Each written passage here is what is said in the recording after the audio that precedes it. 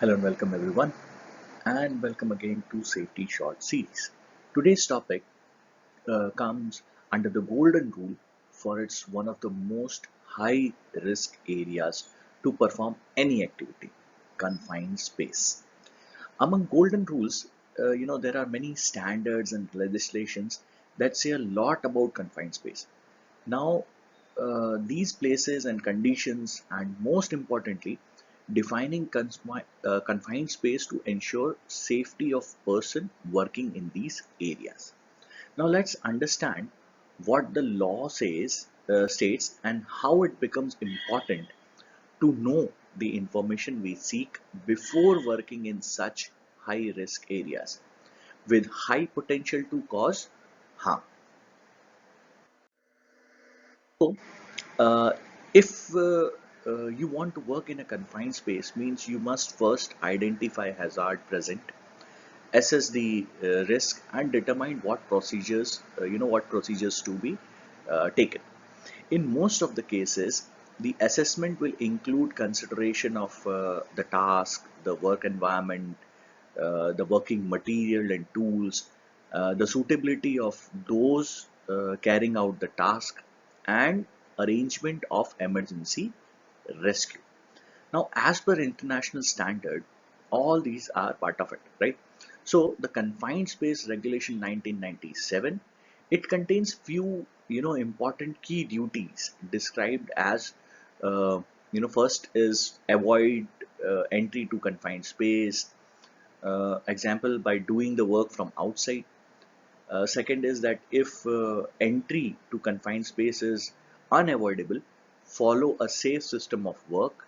And third is to put in place adequate emergency arrangements before the work start. Now these are simple means by which any operation can be made safer. That means planning and understanding the need and how risk can be minimized. Without understanding the surrounding of area, one must avoid work without caution. Correct. Now, for more, a few more standards that we are aware about are the Confined Space Regulation 1997, the Management of Health and Safety at Work Regulation 1999, the Control of Substances Hazardous to Health Regulation 2002, the Personal Protective Equipment at Work Regulation 1992, the Provision and Use of Work Equipment Regulation 1998, Electricity at Work Regulation 1989, Workplace Health and Safety Welfare Regulation 1992, OSHA's 29 CFR 1910.146, that is permit required confined space, and ANSI Z117.1 1995 safety requirements for confined space. Now when we are talking about all these things, what do you think that these are for what? Now primarily, uh, all these things talk of the above three things that we discussed, that is to avoid the entry, the confined space, the proper entry system should be there, proper rescue arrangements should be there.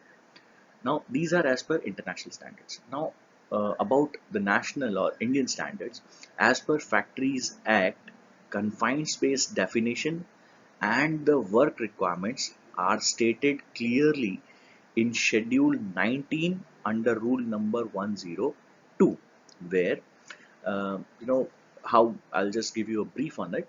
The relevant information is as follows, that says identification of all confined space, the nature of hazards within such confined spaces, agreement, development of appropriate safeguard for health and safety of a person entering confined space, establishment of permit to work system, testing the presence of abnormal concentration of hazardous chemicals, cleaning with neutralizing agent, and or purging with steam or inert gases, adequate forced ventilation system arrangements, and education and training for the entry hazards involved in confined space with relevant PPE emergency preparedness. Now, this is mostly what standards say.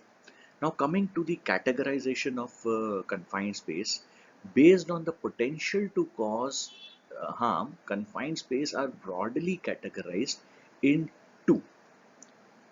One is permit required space, permit required confined space, and non-permit required confined spaces.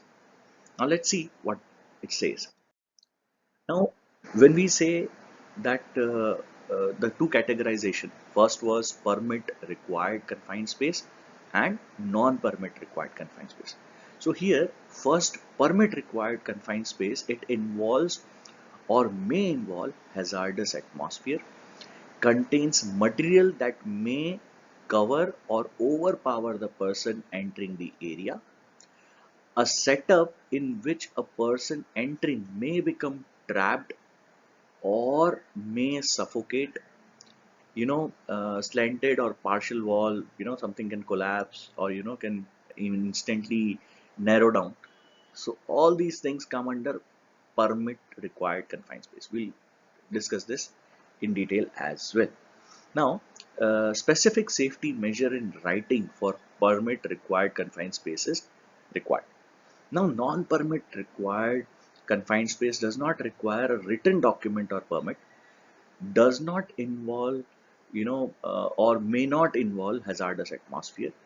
There is no potential danger that may cause death or serious physical injury.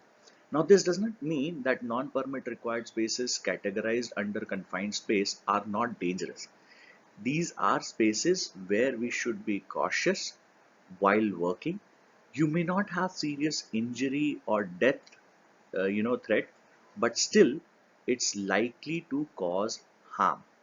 Maybe a first aid injury or a minor injury. Correct. Now let us look at the flowchart and understand the basic nature of confined space.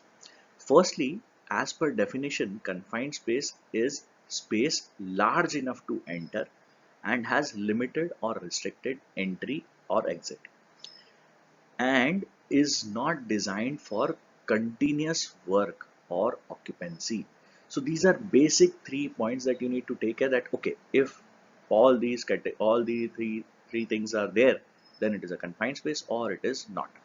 Now such places exist within any facility. If these simple conditions are not met, that means it's not a confined space. Correct. If these conditions exist, then further more identification and assessment is done. Like say it's confined space with hazardous atmosphere. So it means not favorable condition or atmosphere. As we understand, there can be more other gases, not sufficient or contaminated air to breathe, causing high risk. If such thing is there, then permit required. If not, non-permit required. If confined space has area or material that can engulf a person, in such condition, if such condition is present, it's permit required. If not, then not non-permit required. If there is a possibility that the structure can fall while working, it also forms a part of permit required spaces. And if not, then non-permit required. Also, finally, a condition is suppose final condition is if any recognized area where potential hazard that can cause serious harm to individual worker or a working and poses risk of death, you know very or a serious injury, is permit required. If not, then it is non-permit required. So I hope I was able to simplify with the example about a confined space. So this concludes our safety short video on confined space. So like I said, safety shots. We'll be focusing on small safety videos and covering small topics. And by then, we'll keep posting more. Keep liking and sharing, and do not forget to subscribe us for our motivation. Thank you very much, friends. We'll meet again.